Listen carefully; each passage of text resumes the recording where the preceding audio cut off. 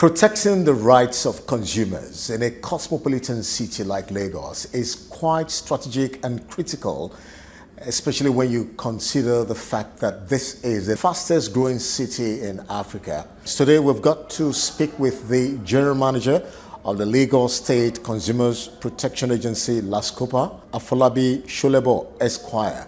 It's going to be looking at 2021, the outgoing year. And what are the future plans of LASCOPA for the year 2022, especially for the rights of consumers in the city of Lagos? You're welcome, Gia. Thank you very much. How has 2021 been for the agency? Yeah, thank you very much. That was a very good question. As I sit here, I'm very happy about 2021 as relates to consumer protection in Lagos State and its environs. It's been a moderate success because we're able to do a lot of public enlightenment, and we also had some programs for the people of Lagos State, like it was even the World Consumer Day sometime in March. We went around town and to enlighten people about the exposure of plastic bottles and throwing them around and the effects. We were also able to have a program on food safety and also exposure of plastic bottles to sunlight, which we took very serious because so many people don't even know that exposure of this plastic bottle to sunlight is dangerous to their health and is also cancerous.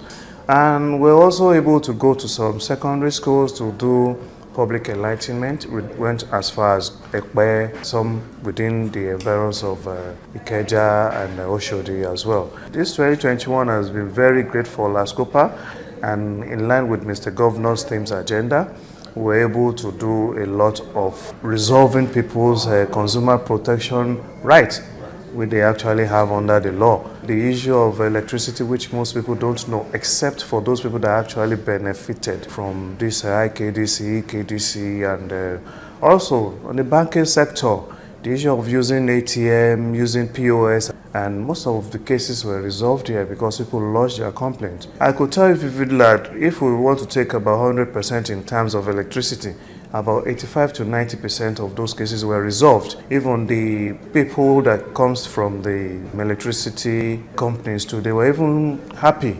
Matters that can be easily resolved, which we don't even need to go into public to make so much noise. But we only have to let the people know that they have rights under the law, and that right will be protected by the Lagos State Consumer Protection Agency.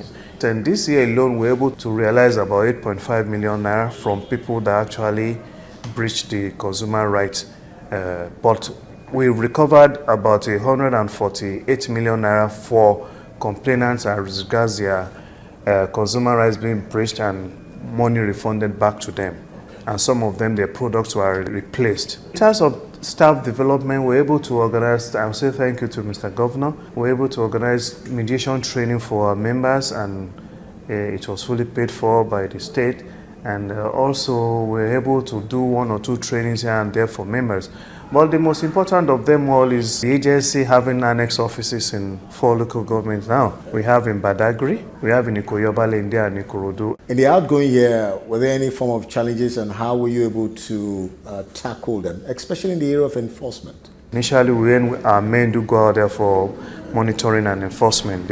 Sometimes they are being harassed by shop owners or company owners as they don't have a right to be there. We decided to visit the CP of Lagos State, the CJ of Lagos State, even the head of NSCDC, and some other people that we know that we work in collaboration with, so that the steps we've taken now by 2022 and beyond, we know that things will be easier for us. We even visited the NAFDAC, and we got some information as regards products that should have product information.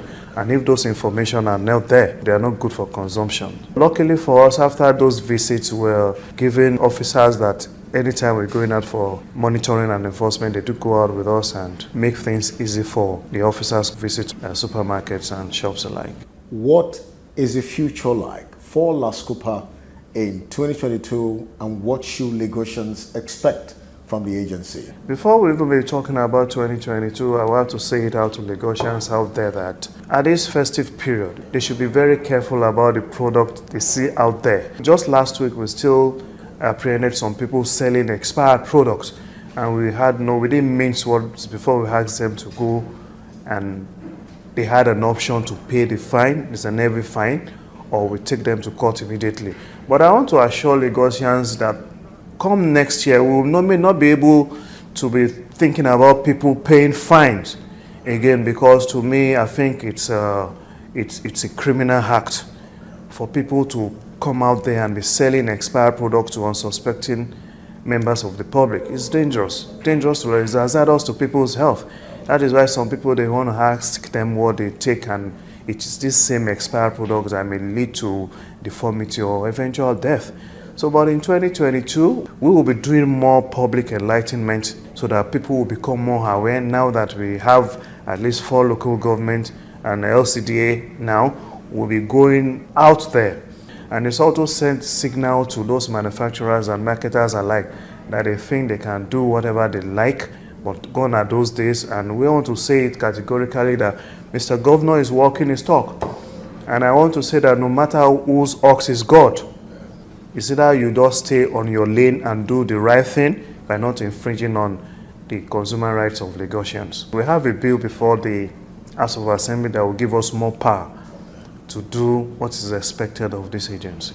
Thank you, Gia. Thank you very much. The City of Lagos TV show will continue in a moment. Stay tuned.